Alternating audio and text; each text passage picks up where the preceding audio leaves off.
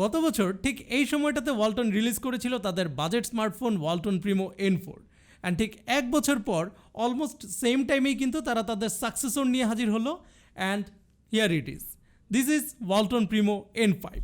এই ফোনটাকে হাতে নিয়ে আমার কাছে সবার আগে যেটা মাথায় এসেছে যে নতুন কী থাকছে, অ্যাটলিস্ট N4 থেকে নতুন কী কী থাকছে। তো যেটা দেখলাম N5-এ থাকছে হেলিও G সিরিজের চিপসেট, অ্যান্ড্রয়েড 11 অ্যান্ড আরও অনেক কিছু। অ্যান্ড এই ফোনটার প্রাইস ধরা হয়েছে 12,499 টাকা। এই প্রাইসে ফোনটা কেমন হবে আমার এক্সপিরিয়েন্সের আলোকে আমি জানাবো ফোনটা কিনবেন কি কিনবেন না, আর যদি কিনেন সেটা কাদের জন্য অ্যাপ্রোপ্রিয়েট হবে এই পুরো বিস্তারিত জানাবো আজকের এই রিভিউতে। তার আগে বলবো ভিডিওটা যদি ভালো লেগে থাকে বা কাজের মনে হয় ভিডিওতে ডেফিনেটলি একটা লাইক দিয়ে দিবেন। অ্যান্ড আপনি যদি আমাদের চ্যানেলে নতুন হয়ে থাকেন চ্যানেলটাকে সাবস্ক্রাইব করতে পারেন, সেই সাথে বেল বাটনটাকে অন করে দিতে পারেন যাতে যখনই আমরা নতুন ভিডিও আপলোড করব আপনি সবার আগে দেখতে পান।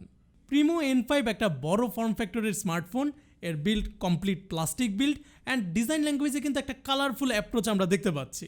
এই ফোনটা 4টা কালারে available, scarlet red, black pearl, teal green and আমাদের রিভিউ ইউনিট স্পেস ব্লু। বড় ফর্ম ফ্যাক্টর হলেও কিন্তু ফোনটা আমার কাছে হাতে খুবই কমফোর্টেবল লেগেছে এবং এর ওয়েট ডিস্ট্রিবিউশন আমার কাছে ঠিকঠাক মনে হয়েছে, স্পেশালি যখন কনসিডার করা হয় যে এখানে 5500 মিলিঅ্যাম্পিয়ার ব্যাটারি থাকছে। ইন এ ওয়ার্ড বললে প্রিমো N5 একটা good looking and solid build smartphone.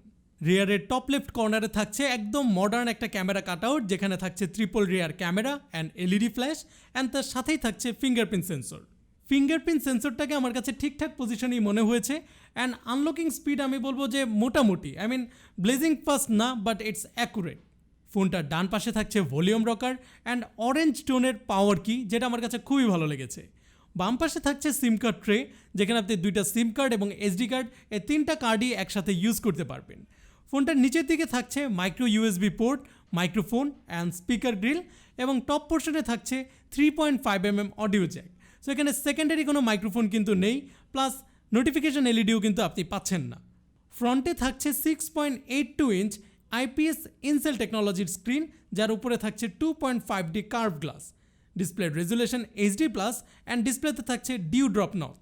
Visually স্ক্রিনের বেজেল অ্যান্ড চিন এরিয়াটাকে আমার কাছে ঠিকঠাকই লেগেছে অ্যান্ড এর নচটাকেও আমার কাছে রেগুলার লাইফে খুব একটা অ্যানোয়িং লাগেনি।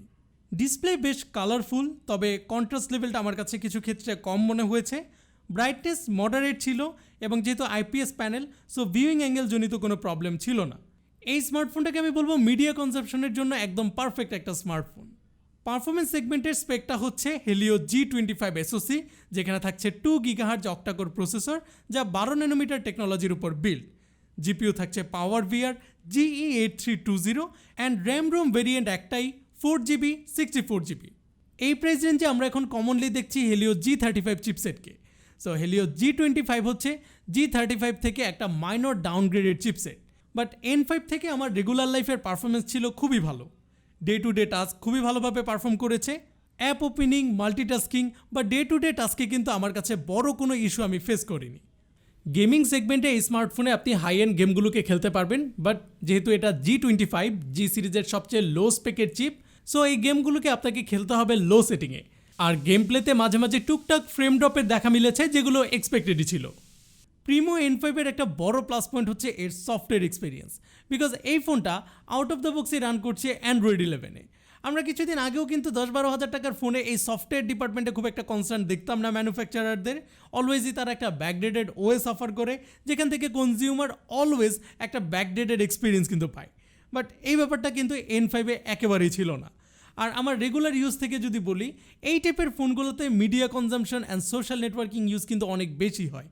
সেই দিক থেকে অ্যান্ড্রয়েড 11-এর যে নেটিভ ফিচার্সগুলো লাইক চ্যাট বাবলস বা কনভারসেশন নোটিফিকেশন, এগুলো কিন্তু আমার রেগুলার লাইফের সোশ্যাল নেটওয়ার্কিংয়ে অনেক বেশি হেল্পফুল ছিল। এর বাইরে ইনবিল্ড এখানে স্ক্রিন রেকর্ডার থাকছে, প্লাস মিডিয়া কন্ট্রোলসগুলোও ছিল অনেক বেশি অপটিমাইজড। অ্যান্ড একটা বড় ট্রুথ হচ্ছে সফটওয়্যার যে কোনো স্মার্টফোনের পারফরমেন্স ডিপার্টমেন্টে কিন্তু একটা মেজর রোল পালন করে। সেই হিসেবে লেটেস্ট অপারেটিং সিস্টেম লেটেস্ট সফটওয়্যারগুলোকে খুবই ভালোভাবে রান করতে পারে। অ্যান্ড আমার রিয়েল লাইফ ইউজেও কিন্তু এর র পারফরমেন্স অ্যান্ড ব্যাটারি পারফরমেন্স ছিল খুবই ভালো। তো সেই বিবেচনায় এই অ্যান্ড্রয়েড 11-এর কারণে এই প্রাইস রেঞ্জের আশেপাশের যে কোনো স্মার্টফোনের তুলনায় N5 কিন্তু আমার চয়েসে শুরুতেই এগিয়ে থাকবে। ক্যামেরা নিয়ে বললে ওয়ালটন প্রিমো N5-এর রেয়ারে থাকছে ট্রিপল রেয়ার ক্যামেরা, যেখানে main camera 13 megapixel AI camera, যার অ্যাপারচার f2.0, সাথে থাকছে একটা 5 megapixel ultra wide lens and 2 মেগাপিক্সেলের ডেপথ সেন্সর। ফ্রন্টে থাকছে 13 মেগাপিক্সেল f2.2 অ্যাপারচারের সেলফি ক্যামেরা। প্রথমেই বলে দিচ্ছি এই স্মার্টফোনটা মূলত একটা বড় স্ক্রিন অ্যান্ড বড় ব্যাটারির সাথে বাজেট গেমিংকে ফোকাস করে বানানো হয়েছে। সো ক্যামেরা নিয়ে আমার এক্সপেকটেশনস মূলত ছিল কম, কিন্তু এর ক্যামেরায় তোলা ছবিগুলো দেখে আমাকে বলতেই হবে যে এর ক্যামেরাও ডিসেন্ট গুড। পিকচার স্যাম্পল দেখতেই পাচ্ছেন, মেইন ক্যামেরার day light, low light, artificial lighting কন্ডিশনের ছবি, একই সাথে আলট্রা ওয়াইড লেন্সের ছবিও আমি এখানে অ্যাড করে দিচ্ছি এবং পোর্ট্রেট লেন্সের ছবিও আপনারা পেয়ে যাবেন।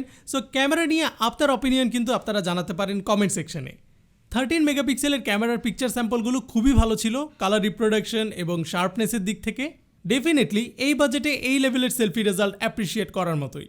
ফাইনালি ব্যাটারি, যেমনটা বললাম এই স্মার্টফোনটা একটা বিগ ব্যাটারির স্মার্টফোন।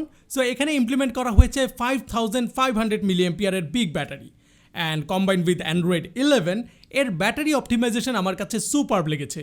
স্পেশালি বাজেট স্মার্টফোনে ফুল চার্জ হওয়ার পরে মেইন যে টেনশনটা থাকে সেটা হচ্ছে চার্জ ড্রেইন হওয়া, বাট আমার কাছে এই N5-এ এই প্রবলেমটা আমি একবারের জন্যও পাইনি। আর ব্যাকআপ নিয়ে যদি বলি, আমার এক্সপিরিয়েন্সে ফুল চার্জে যেহেতু প্রচুর গেমিং হয়েছে 1.5 দিন অনায়াসে ব্যাকআপ দিয়েছে। আপনি যদি মডারেট ইউজার হয়ে থাকেন এই সেটআপ থেকে নিশ্চিন্তে 2 দিনের মতো ব্যাটারি ব্যাকআপ পেয়ে যাবেন। তবে বরাবরের মতোই ব্যাটারি সেগমেন্টে একটা হতাশা থেকেই যায়, সেটা হচ্ছে চার্জিং স্পিড। এই স্মার্টফোনটাকেও চার্জ দিতে অলমোস্ট 3 ঘন্টার মতো সময় লাগে।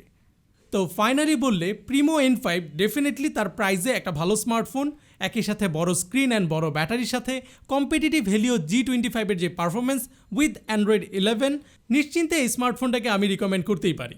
তো এই ছিল আমাদের আজকের ভিডিও যদি ভালো লেগে থাকে ভিডিওতে অবশ্যই একটা লাইক দিয়ে দিবেন, কমেন্টে জানাতে পারেন আপনার কাছে কেমন লাগলো ওয়ালটন প্রিমো N5। দেখা হয়ে যাবে আমাদের পরবর্তী ভিডিওতে। সেই পর্যন্ত সবাই ভালো থাকুন, সুস্থ থাকুন, টেক কেয়ার।